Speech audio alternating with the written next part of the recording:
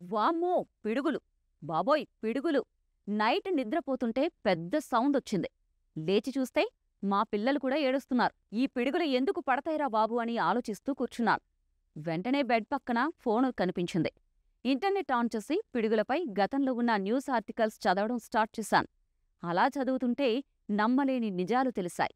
ఆ నిజాలేంటో, అసలు పిడుగులు ఎందుకు పడతాయో, అవి ఎలా పుడతాయో నేను మీకు బ్రీఫ్గా ఎక్స్ప్లెయిన్ చేసే ప్రయత్నం చేస్తా, వినండి. పిడుగును అర్థం చేసుకోవాలి అంటే ముందుగా మెరుపు గురించి తెలుసుకోవాలి.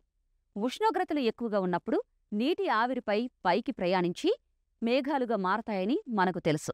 ఇవి కొన్ని వేల అడుగుల ఎత్తు వరకు వివిధ స్థాయిల్లో ఉంటాయి. సూర్యకిరణాల వల్ల మేఘాల పైభాగంలో కొన్ని కణాలు ఏర్పడుతుంటాయి.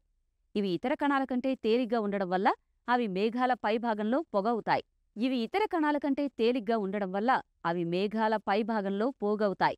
ఆ సమయంలో ఎలక్ట్రాన్లు దిగువకు వస్తూ ఉంటాయి. మామూలుగానైతే ఆపోజిట్ ఫోర్సెస్ ఉన్న కణాలు పరస్పరం ఆకర్షితమై ఒక దగ్గరకు చేరాలి.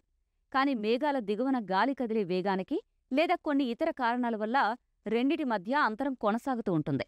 ఈ క్రమంలోనే మేఘాల దిగువన ఉన్న ఎలక్ట్రాన్లు భూమి వైపు ప్రయాణిస్తాయి. ఎలక్ట్రాన్ల ప్రవాహాన్నే మనం విద్యుత్ అంటాం. మరోవైపు భూమి ఉపరితలంపై ఉండే పొడవాటి నిర్మాణాల నుంచి, అంటే విద్యుత్ స్తంభాలు, ఎత్తైన భవనాలు లాంటి వాటి నుంచి కొన్ని కణాలు పైకి వెళ్తూ ఉంటాయి. వేడిగా ఉండే ఈ కణాలు అప్పటివరకు మేఘాల్లో గుమికూడిన ఎలక్ట్రాన్లను కలిసినప్పుడు అన్నీ కలిపి ఒక్కసారిగా విడుదలవుతాయి. ఈ విద్యుత్తే పిడుగుపాటు. ఈ సమయంలో ఉత్పత్తయ్యే వేడి కారణంగా చుట్టూ ఉన్న గాలి స్వల్ప సమయంలో వేడెక్కుతుంది. ఆ వెంటనే చల్లగా మారిపోతుంది కూడా.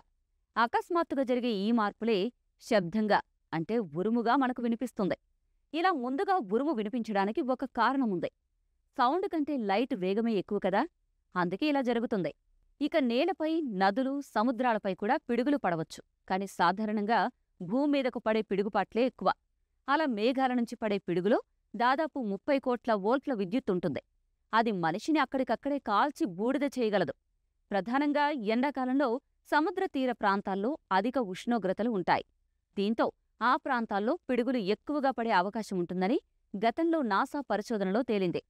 ఇక ప్రపంచవ్యాప్తంగా ఏటా దాదాపు 1,60,00,000 పిడుగుపాట్లు నమోదవుతూ ఉంటాయని అంచనా. నేషనల్ క్రైమ్ రికార్డ్స్ బ్యూరో లెక్కల ప్రకారం ఇండియాలో ఏడాదికి సగటున 3,000 మంది పిడుగుపాటుకు మరణిస్తున్నారు. ఇక పిడుగుపాటు నుంచి మనల్ని మనం సురక్షితంగా ఉంచుకోవడానికి కొన్ని టిప్స్ పాటించాలి. ఉరుములు, మెరుపులు వస్తున్నప్పుడు ఇంట్లో ఉంటే బయటకు రాకపోవడమే మంచిది. కారులో ఉంటే అందులోనే ఉండడం బెటర్. ఇక పొలాల్లో పనిచేసే రైతులు ఇళ్లకు లేదా సురక్షిత ప్రాంతాలకు చేరుకోవాలి. అటు భూమి పొడిగా ఉన్న చోటుకి వెళ్ళాలి. చెట్ల కిందకు, టవర్ల కిందకు వెళ్లకూడదు.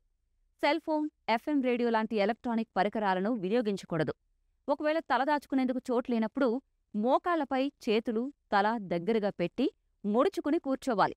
దీంతో ఆ పిడుగు పడినప్పుడు వెలువడే విద్యుత్ ప్రభావం మనమీద తక్కువగా పడే అవకాశముంటుంది. భూమ్మీద అరికాలు పూర్తిగా పెట్టకుండా వేళ్లమీద కూర్చోవాలి. ఒకవేళ నీటిలో ఉన్నట్టయితే సాధ్యమైనంత త్వరగా బయటకు వెళ్ళాలి. ఇళ్లలో టీవీలు, రిఫ్రిజిరేటర్లను ఆపేయాలి. లేదంటే పిడుగు పడినప్పుడు విద్యుత్ తీగల ద్వారా హైవోల్టేజీ ప్రవహించడంతో అవి కాలిపోయే ప్రమాదముంటుంది. ఇక ట్రాన్స్ఫార్మర్లు, విద్యుత్ స్తంభాలకు దూరంగా ఉండాలి.